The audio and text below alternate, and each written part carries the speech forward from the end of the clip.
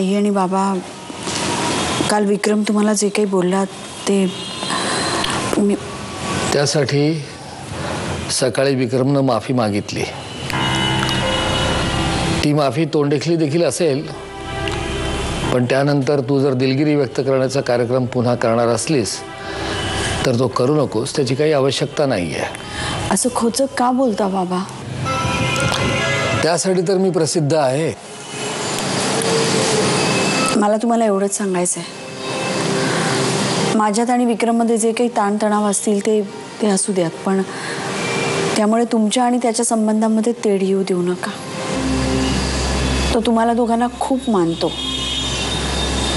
आई, तुला वेगळं सांगायची गरज नाहीये।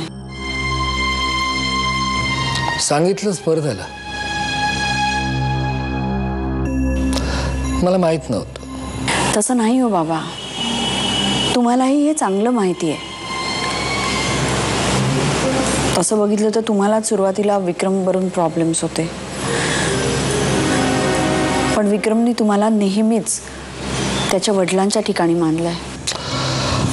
नाही ना, आजही मला ना तुझं कौतुक वाटतं। जसं तू आत्ता म्हणालीस की विक्रम आणि माझ्यामध्ये काहीही तंटाबखेडा असला, काही मतभेद असले तरी इतरांच्या समोर मी नेहमीच त्याची बाजू घेणार। वयम पंचाधिकम शतम, म्हणजे वास्तवात आम्ही 100 आणि 5 असलो तरी बाहेरच्यांसाठी आम्ही नेहमी 105 असंच ना? तसंच असायला पाहिजे ना बाबा? अजिबात नाही, पण नैना, तू तुझ्या नवऱ्याची बाजू घेतेस, तसंच मलाही यांच्याबद्दल कोणी काही बोललेलं अजिबात आवडणार नाही। काल माझा भडका उडाला ना तो त्यामुळेच। पण विक्रमनी त्यासाठी माफी मागितली ना तुमची? त्याने मागायच्या आधीच मी त्याला माफ केलं होतं। काय ना नैना, विक्रमला मी माझा जावई कधीच मानलं नाही। माझ्यासाठी तो माझा मुलगाच होता, अजूनही आहे, पण तो यांनाच उलटून काही बोलायला लागला तर मला नाही सहन होणार। एक वेळ तो मला काही बोलला असता ना तर कदाचित मी अशी रिॲक्ट झाले नसते, पण यांना वा होम मिनिस्टर, तुमचा आमच्यावर एवढा जीव आहे याची यापूर्वी इतकी जाणीव कधी झाली नव्हती। तेच तर माझं दुर्दैव आहे। पण म्हणजे आता तुम्हा दोघांच्या मनात विक्रमबद्दल कसलंही किलमिश नाही ना? अगं, आम्ही फक्त आशीर्वाद द्यायच्या वयाचे उरलेले आहोत। मनात किलमिश वगैरे ठेवून करायचं काय? नाही ना, मगाशी तू म्हणालीस की तुझ्यामध्ये आणि विक्रममध्ये काहीतरी ताणतणाव असतील म्हणून। कसले ताणतणाव? कशाचे ताणतणाव? प्रत्येक नवरा बायकोत असतातच नाही? हो, पण आजपर्यंत ते आम्हाला जाणवले नव्हते, हल्ली जाणवायला लागले। इथून पुढे ते जाणवणार नाहीत याची काळजी घेऊ आम्ही। पण नैना, हे ताणतणाव कशामुळे आहेत ते सांगणार नाहीस का?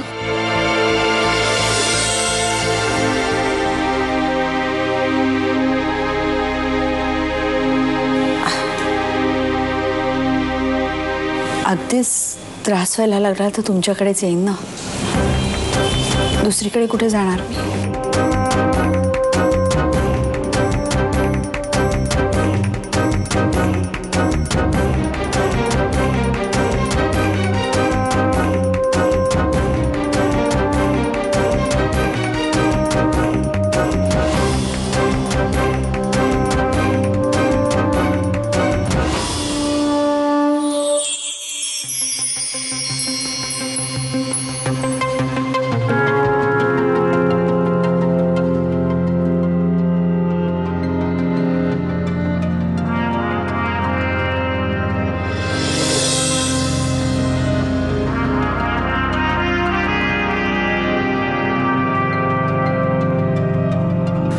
असं काय बघतोयस? तुला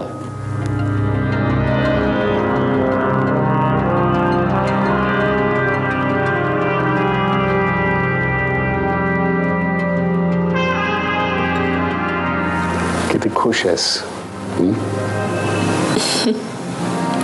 असणारच. इतक्या दिवसांनी तू आणि मी,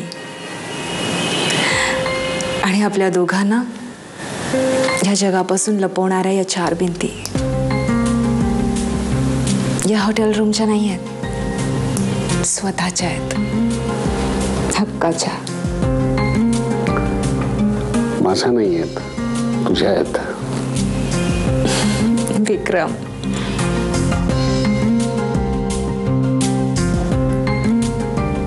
आज हे घर आपलं आहे. हे घर तुझ्या नवऱ्याचं आहे. Not that I am complaining, but माझ्यासाठी तू, मी आणि हा एकांत ज्या जागी असेल ती जागा माझ्यासाठी मस्त. कुठली? विक्रम, जर अशीच हक्काची जागा आपली असती तर तुझं आणि माझं घर. काय करणार? 10 वर्ष लेट भेटलीस. काटे मागे फिरवता आले तर नाही येत ना, ते अदृश्य असतात, सतत पुढे चालत राहतात, दिसत मात्र नाही. म्हणून काय झालं? कधी कधी आपणही अदृश्य व्हायला हवं, जसं आज झालोय. Vikram, we are into bubble of space and time. Vikram, ही वेळ फक्त आपल्या दोघांची आहे. ही जागा आपल्या दोघांची आहे. बबल्स फुटतात आणि ते जोवर असतात तोवर रंगीबिरंगी प्रकाश देतात. थोड्या वेळाने काय होईल याची पर्वा नाहीये मला विक्रम. माझ्यासाठी फक्त एवढंच महत्वाचं आहे की आता मी जो श्वास घेतेय तो घेताना तू माझ्या बरोबर आहेस.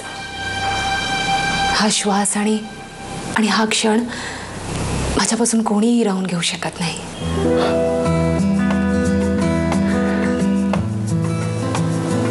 अनेक वर्षापूर्वी जेव्हा मी पहिल्यांदा मुंबईत आलो होतो ना, मी तारांगण बघायला गेलो होतो. ते डोम शेप थिएटरमध्ये सगळं अंतरिक्ष दिसलं. एका छोट्या गावातून आलेला एक बावळट मुलगा मी त्या ताऱ्यांच्या गर्दीत हरून गेलो होतो. शो संपला, बाहेर आलो, पण ताऱ्यांची नशा काही सरे ना. पुन्हा तिकीट काढलं, दुसरा शो पाहिला.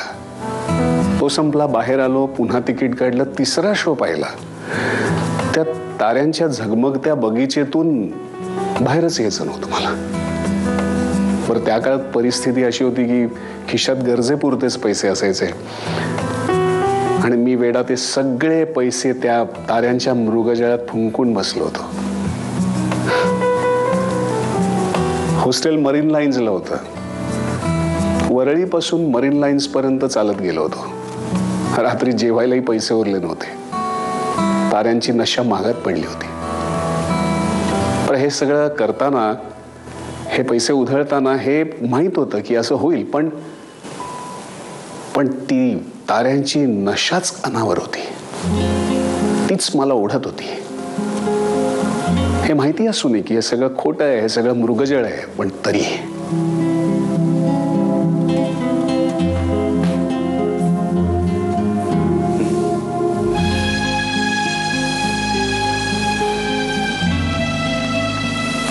मला माहिती आहे विक्रम, तू मला काय समजवण्याचा प्रयत्न करतोयस. पण आपलं हे नातं मृगजळ नाहीये. हे क्षण आपण चोरून मिळवलेले असले तरी ते खरे आहेत. This is not an illusion, this is real Vikram.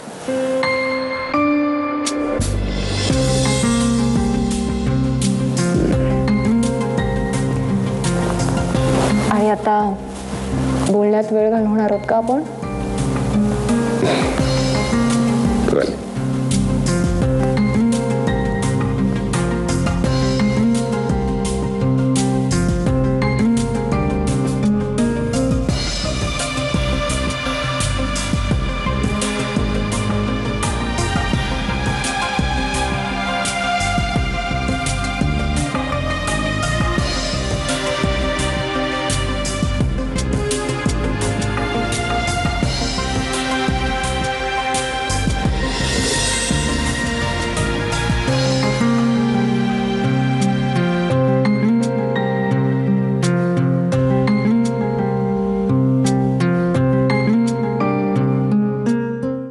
Hello. कोण असेल एवढ्याला? मी बघते, थांब. कोणी अभय वगैरे तर नाही?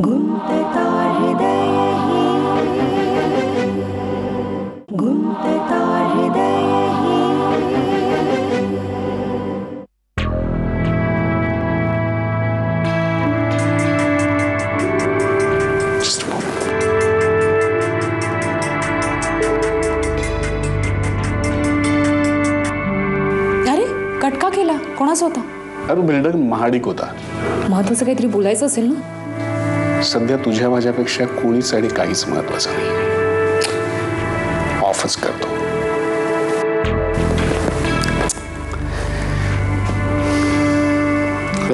आपल्या दोघांमध्ये तिसरा कोणी नको.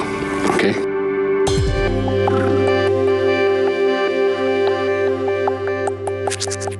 घरी आलेल्या माणसाला चहा विचारण्याची पद्धत असते. तू पिणार आहेस? हो, चहा मी करतो. तू घेणार आहेस? खरंच? किचन कुठे? तिथे. आलोच. सुरुवात चहानी करू, शेवट कुठे होईल माहित नाही. आलोच.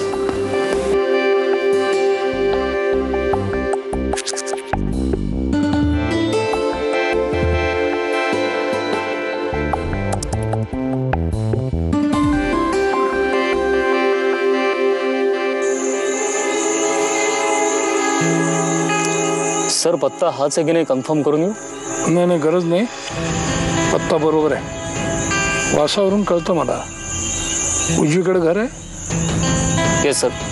हां, हे टार्गेट आहे आपलं.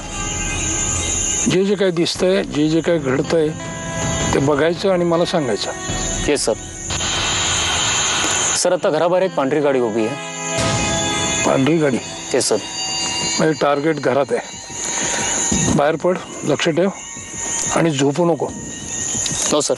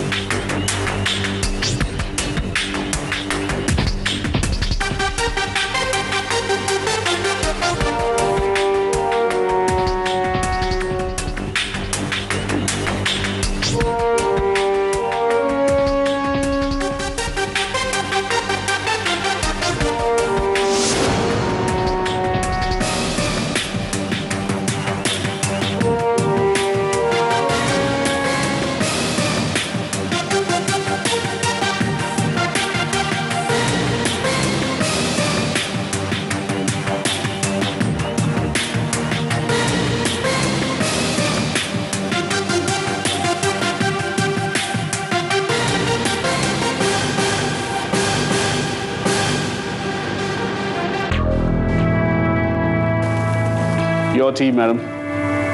Thank you.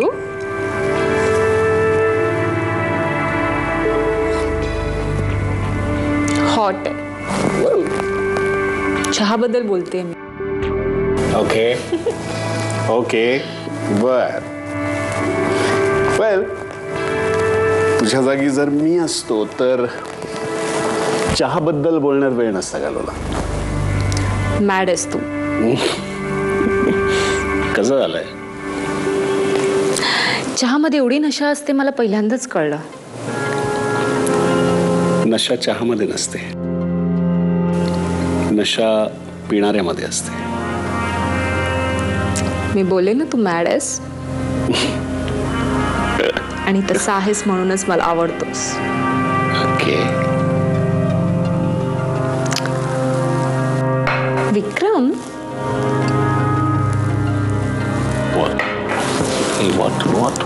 तुझं काही खरं नाहीये आता. ए हॅलो. कोण असेल एवढ्याला? मी बघते, थांब. कोणी अभय वगैरे तर नाही ना? विक्रम प्लीज पॅनिक होऊ नकोस. मी बघते. तू इथेच थांब.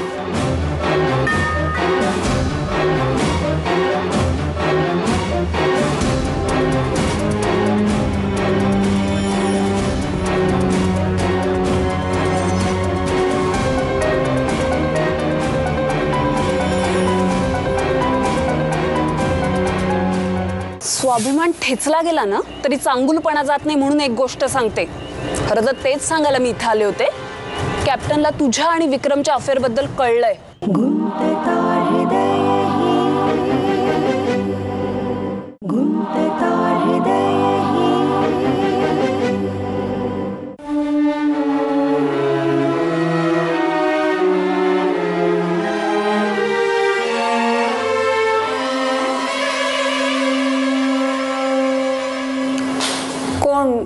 कोण आहे घरी? कोण?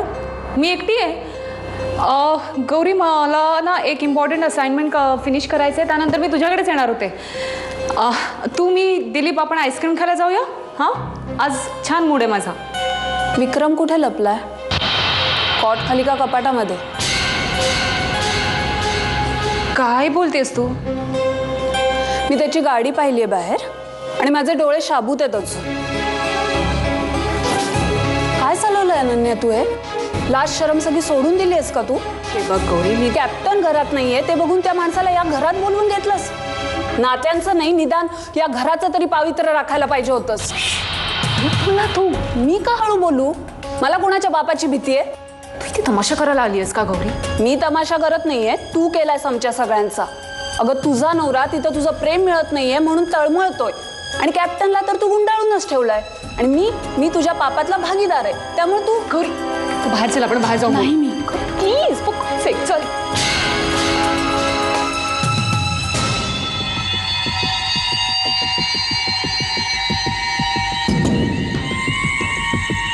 सर 2 मुली आल्यात घरातून बाहेर. त्यांना फॉलो कर.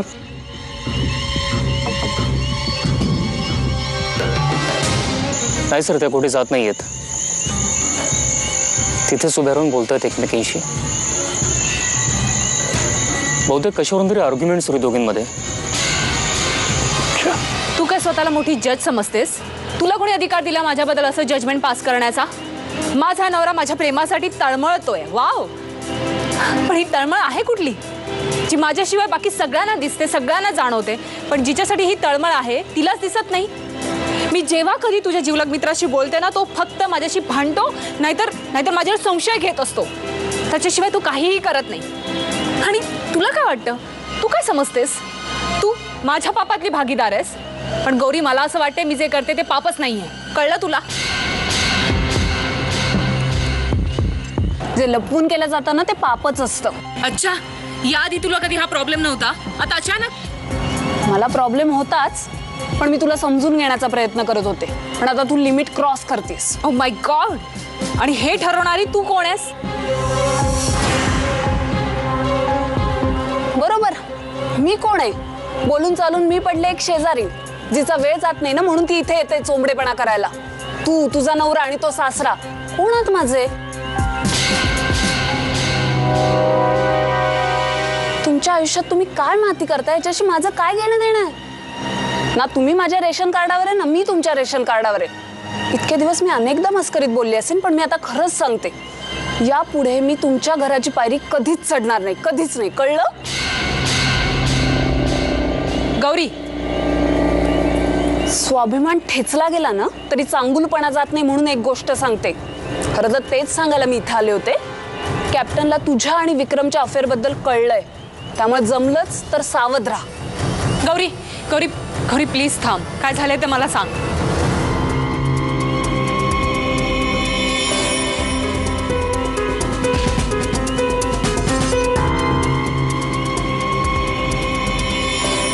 गौरी, तू काय सांगितलंस बाबांना?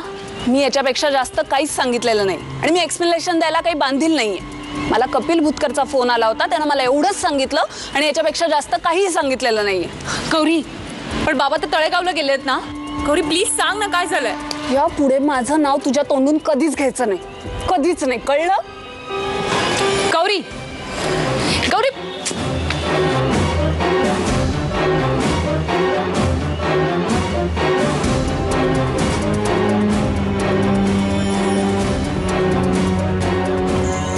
सर, ती बाहेरून आलेली मुलगी निघून गेली आणि घरातनं आलेली मुलगी परत घरात चालली आहे.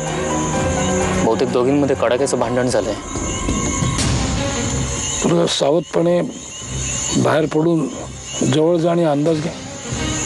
Yes sir. सावध राहा.